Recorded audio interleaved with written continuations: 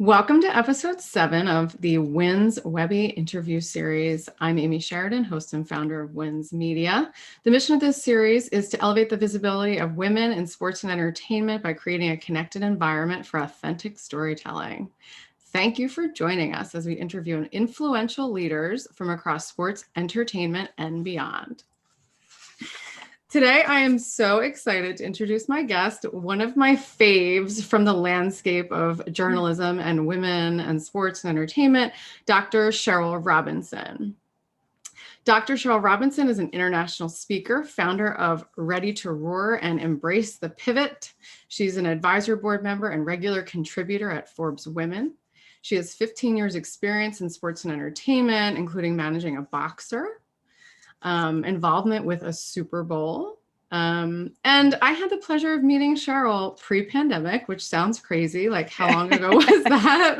Right? So we met pre-pandemic. I was a guest on her Embrace the Pivot podcast. And like true entrepreneurs, we've stayed in touch and I guess bouncing things off each other once in a while, supporting each other in our respective missions. So it's my honor to have you here today. Thanks so much for being here, Cheryl.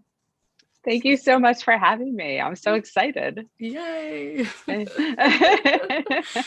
All right. So let's get into the questions.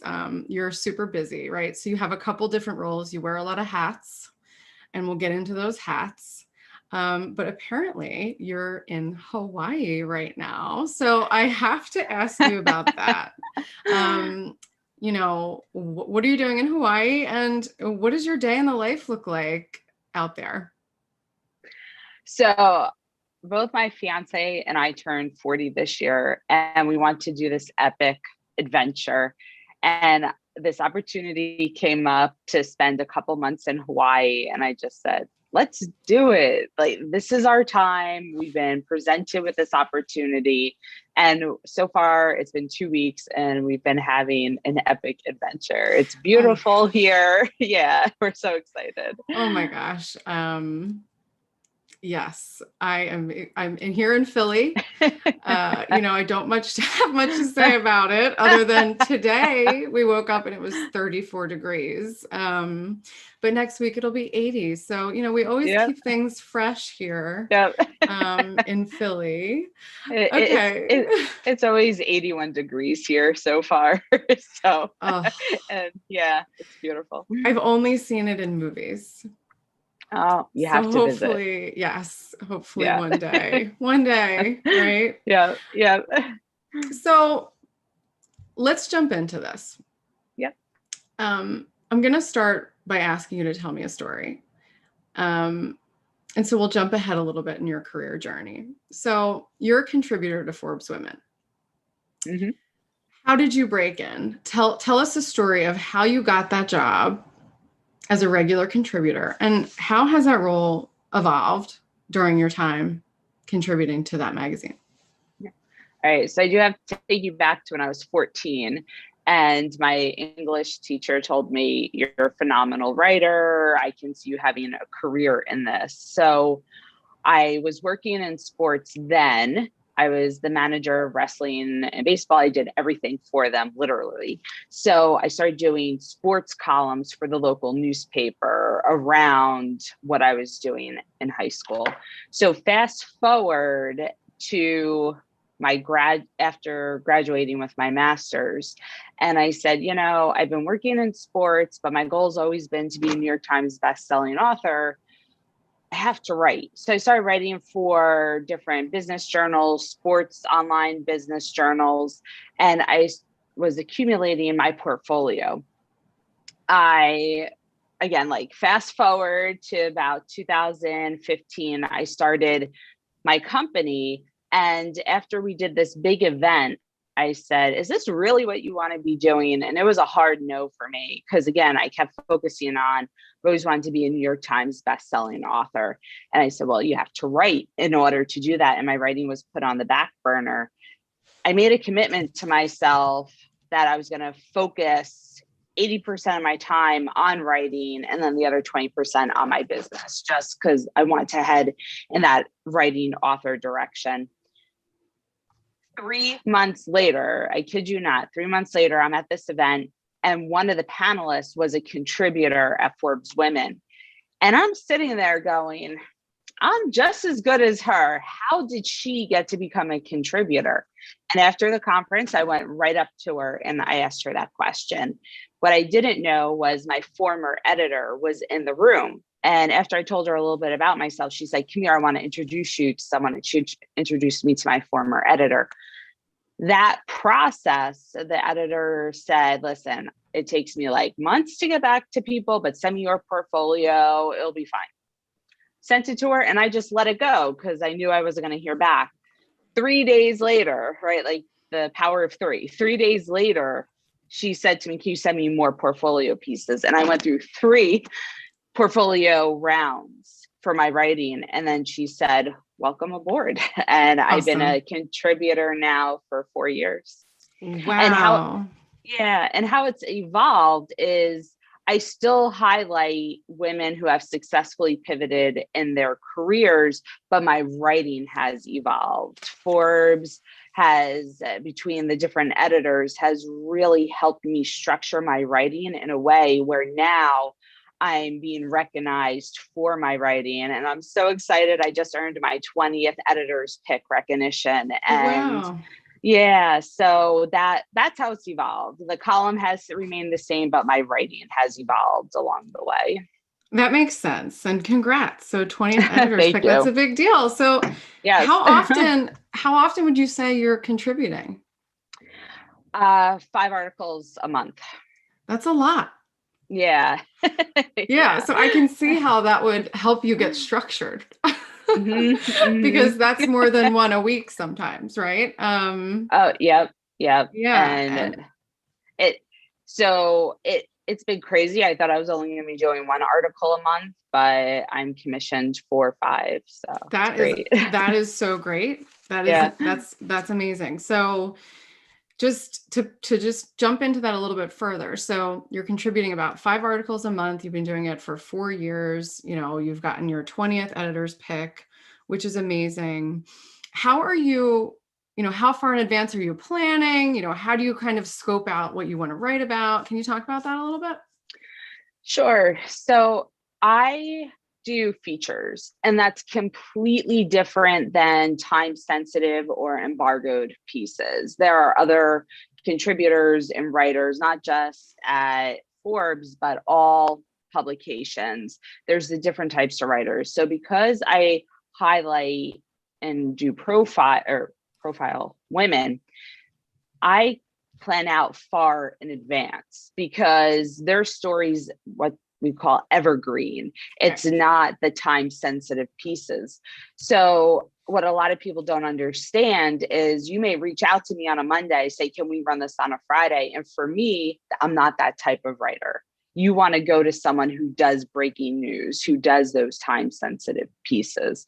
So for me, it could be 1 to 2 months in advance. And then the turnaround time for the article is even further depending on the situation.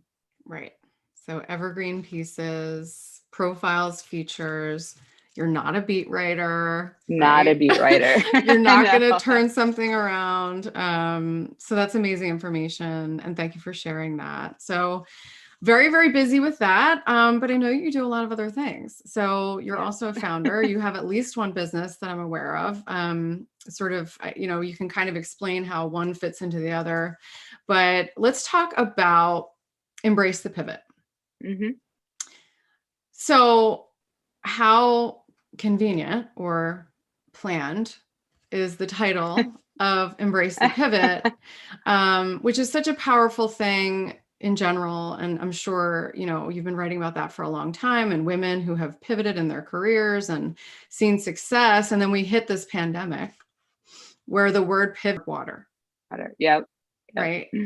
They took my word. They took your word, but whoa, you're definitely in the right place at the right time. But talk a little bit about what is your mission with this business? What is your why? Who are you serving, and what problem are you solving for those people? Yeah. So my company is Ready to Roar, and then Embrace the Pivot is under Ready to Roar. And it really came from speaking with my former editor, because to be a contributor, you have to have an expertise. And when she said, okay, what is your expertise? I said, failing forward. And because whenever plan A didn't work, I went to plan B, C, D, etc. And I've now pivoted in my career about 12 times. And she goes, I like it, but it has to be a little bit more positive. And it made me reflect and say, what does failing forward actually mean? It means pivoting. And the definition of pivoting is going from A to B to C to D, etc. And as that evolved, and it's back then, 4 years ago, it was such an emerging topic. Very, very few people were talking about it. Everyone wants to be a part of Embrace the Pivot, because when you really realize that, going from one position to the next, or going from one industry to the other, that's all pivoting. People wanted to get behind it. They wanted to be involved with it. And I did my dissertation study on the art of pivoting. So I have all this data. I was able to ask people more in-depth questions than I can for the column. And it phenomenal. So with that, then the pandemic hits, I said, I have to do a podcast. So I started the podcast. And then at that point, I said, what are we doing with Ready to Roar? I wanted to pivot myself. And I realized I'm great at giving advice and telling and helping people structure their stories and help them understand the media world. So now Embrace the Pivot, Ready to Roar houses my publications, but it also does my media coaching and my book writing and helping others write their books. Awesome. So I've got a bunch of notes here and a bunch of follow-up questions. So Ready to Roar is the parent company. Underneath it is Embrace the Pivot, which is a podcast, also a business. In and of itself, you do media coaching, coaching on book strategy, I guess, if you will. So tell me, have you published a book already? So I've self-published 2 books, and awesome. Now, this was 10 years ago, 5 years ago. And now I am working on another book called Pivotology, and that is coming out in January, as long as we stay on track. And Pivotology helps people understand what a pivot actually is, because you pivot on a daily basis. You just don't even realize it.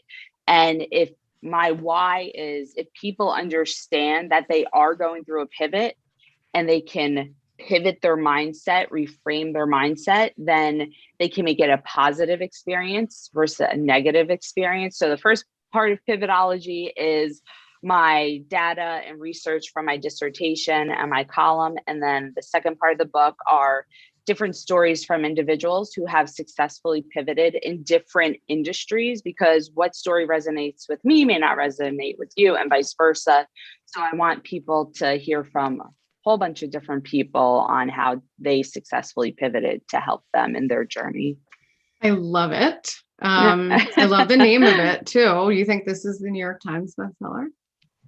I think so. We're going for it. We're going for it. We're 100% going. Oh my gosh, that's so exciting. Well, I can't wait to read it when it comes out. And thank you. So good luck with that, and congrats. It sounds like it's in the works, and that's important, right? Yeah. And so my other sort of follow-up is, and there's a theme that I'm kind of picking up. So you said when you originally pitched your column to Forbes Women, you said failing forward, and she said that's a little bit, it's not positive enough. So you changed to Embrace the Pivot. And then you mentioned that, you coach people on embracing the pivot, and you don't want them to think of it as a negative thing. You want them to think of it as a positive thing. So it almost seems like you went through that evolution of recognizing that failing forward was really just pivoting, and pivoting is a positive thing. So you can then have that mindset and share that mindset with the people that you work with. And what that brings up for me, it goes along with some of the themes that I see in my business, which when you bring in women to the conversation, when you talk about something like pivoting, what are some of the emotions that come up during that process, right? And I'd love to hear from you. We talked about brag anxiety, we talk about courage, we talk about women needing permission, but I haven't really talked about the idea of women going through a pivot and kind of what emotions that brings up. I'd love to hear from you on what you see in your practice with regard to those words that sort of come up when a woman goes through a pivot. Honestly, all the emotions. Everyone is different. There are some people who say, what the heck? I'm just going to go for it. Or other people say, I really have to calculate this out. This is stressing me out. But at the end of the day, through my research, there are three common themes that everyone, I've interviewed over 350 individuals, and everyone, they, in one way or another, have expressed to me, this is how they've done it. One is self-confidence. They all have the self-confidence to take the risk, to go for it, whether that starting small on the side or jumping 2 feet in. You have to be able to take that risk and not let that fear hold you back, or fear of regret. And then 3 is networking. Everyone uses their network in order to get to where they want to go. And after all the initial feelings are over, the people who successfully pivot are the ones who just say, it's now or never. I have to take a chance and invest in myself. And that doesn't mean you have to start your own company. For some people, it's going from one industry to the other, or going to a different company, or asking for that promotion. So it's just about believing in yourself enough to invest, take that risk, and use your connections in order to advance your career. Kind of have chills right now. I'm really looking forward to reading all of these stories of people that have succeeded in pivoting, because I eat that stuff up. I think it's so inspiring. And, I'm also I'm a pivoter. I pivoted a lot in my career, and it just feels like the pandemic has been one long pivot. Mm-hmm. Feeling like we're getting close to the end, hopefully. Okay. So a little bit of advice, and you did just give some, but let's take this a step further. So for women who want to go big with their career, and like you said, it doesn't mean starting their own business. It could mean in a role within a larger organization, mm-hmm. or really anything. What is your advice for women who have dreams of being featured in Forbes someday? What mistakes should they avoid? What mistakes do you see as it relates to visibility, personal branding, marketing? I know you and I have talked about these things, but if you were to give a group of women advice on, hey, you want to be featured in Forbes someday, here's what you do, and here's what you don't do. It's all about the story. It is, how are you able to spin your story in a way that attracts interest, is intriguing and engaging. And I can't tell you how I get 1,500 pitches a month. And during the pandemic, everyone started a CBD oil company, a fashion line, or a skincare line. And so it's okay. Out of those 1,500 pitches a month, I want to say 80% were on those 3 topics. Wow. So when you have that much competition, who cares that you started a CBD company? No one cares. Who cares that you started a fashion line? No one cares. What they care about is your story, is your why. What makes your clothing line so much different? And people always try and pitch their product or service first, and then their story in the pitch, and it should be flip-flopped, because it's the story that drives the interest. And when there's interest, people want to write about it because they know people are going to want to read it. So that's the number one mistake I see. Don't ever lead with product or service. Lead with your story. And if you're stuck with, oh, my story isn't that good, you have to be able to pivot and reframe how you're going about it. There's something unique about everyone's story. And it's just a matter of tapping in and finding that why. Because the biggest question when you should be going after media is asking who cares. That's right. honest. Like, why should they care? And if you can answer that, you are going to get that press. And then the second biggest thing I see is people overlook local press. Local press, especially if you're starting a company and starting out, is key, because the more local press you have, the more it shows people are interested in your story. And then when you pitch the writer and you can add some of those media links to it, that's what gets it through. Because sometimes I shouldn't say sometimes, every publication is different. And I've written for different publications. Some publications you have to pitch your editor, and it's up to the editor's approval. So you might like the story a lot. I got back once saying, well, where's all her local press? There's very, very little. And I had to go back and say, okay, you need to work on more local press before we could take this to the editor. So that, don't ever look over the local press. That local press is going to lay your foundation to get you that coverage. And never pitch ideas. Knowing, like, an idea is an idea. It may never happen. And I get pitched that all the time is, hey, I have this idea. Can I be in Forbes? No, you have to understand that your national publications, they like to see big. They want to see big numbers, big sales, big impact. It doesn't always have to be about the sales, but what impact are you making? And those are the stories that drive home. Just recently, I did a story on a woman who she helps incarcerated women get jobs. That's huge. That's a huge impact for a specific group of people. People want to read about those stories. So don't just think, oh, I don't have that many sales, I don't have that many followers, etc. Think about the impact. But on national publications, the impact has to be big. So don't overlook the local press to help you then get that bigger press. That's incredible advice. I want to show you. And can I just add? Yeah, add another thing. So for anyone who's not starting their own company, it's, again, how are you helping the company you're working at grow? What is that impact story that you're making? And again, if you're entry level, I necessarily wouldn't go after national media cover. They like the national media cover likes to see CEOs, founders, executives, but you could get into that local press. And if you have that good impact story, then that's going to help you get that national media coverage. Right. So what I was going to say was, like, my notes right now, a little look into my life. But what's your impact story and how can you back it up?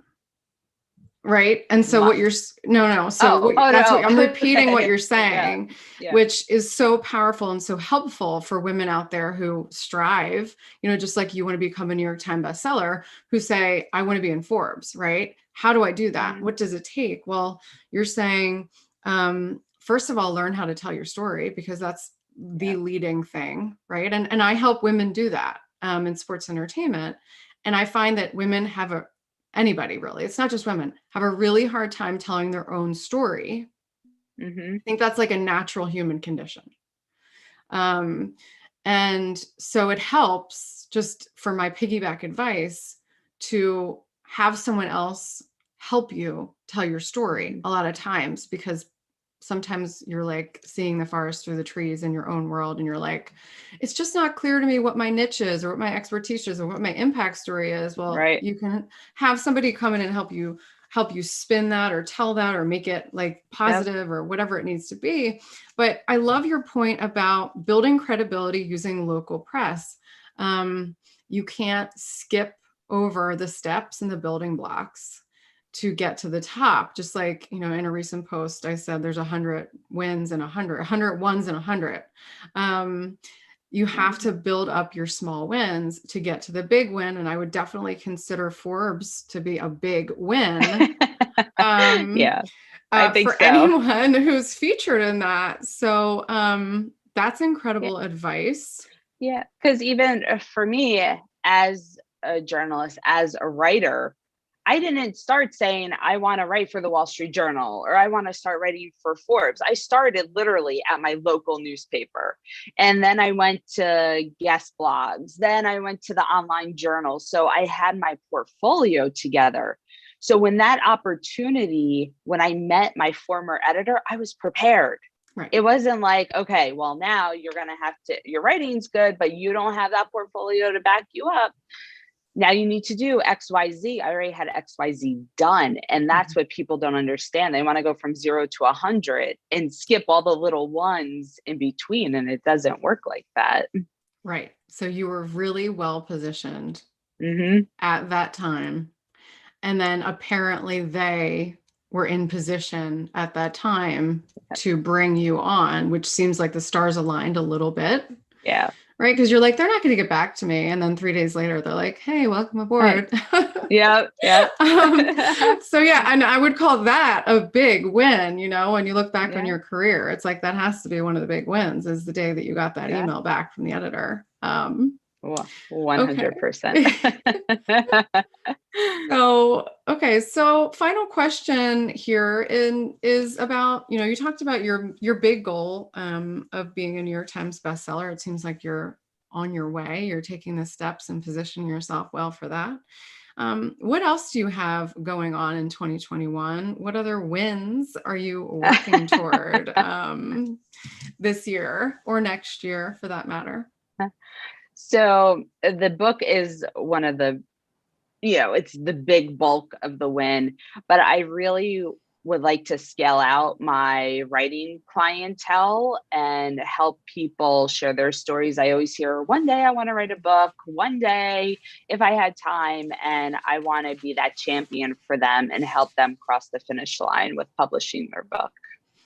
Awesome. And I guess just with the publication of the book, you know, do you have any insight and from your experience, I know it's easier to publish today than it was 10 years ago. But can you talk a little bit about what that looks like now for perhaps a woman in leadership in sports and entertainment, whether she's a founder, whether she works inside a greater organization? What are the small steps someone can take toward becoming published?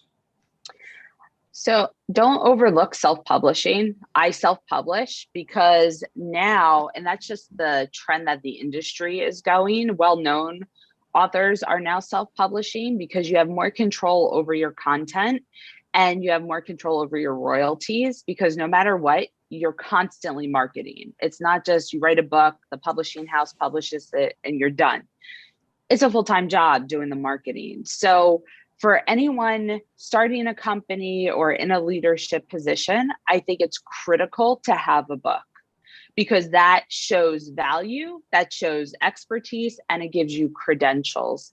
So for that, that also helps you land features in national publications because, oh, they have a book, they must know what they're talking about, right? It all comes down to perception.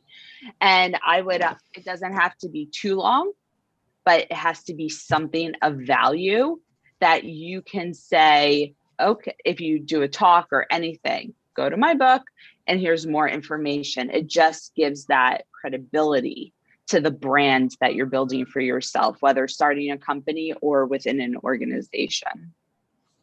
Incredible.